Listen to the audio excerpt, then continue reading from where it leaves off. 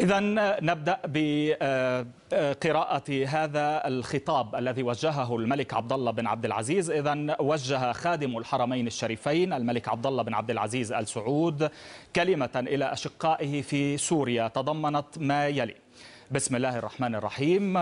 إلى أشقائنا في سوريا، سوريا العروبة والإسلام، السلام عليكم ورحمة الله وبركاته.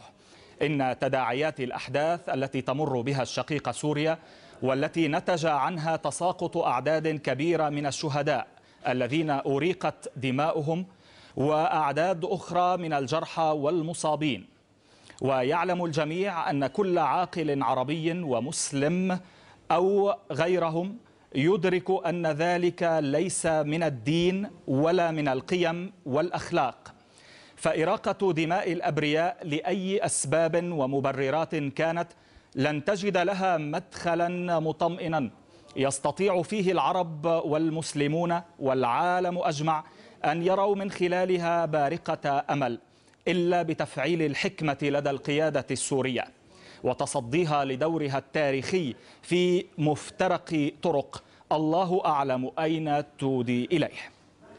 إن ما يحدث في سوريا لا تقبل به المملكة العربية السعودية، فالحدث أكبر من أن تبرره الأسباب، بل يمكن للقيادة السورية تفعيل إصلاحات شاملة سريعة، فمستقبل سوريا بين خيارين لا ثالث لهما: إما أن تختار بإرادتها الحكمة أو أن تنجرف إلى أعماق الفوضى والضياع لا سمح الله.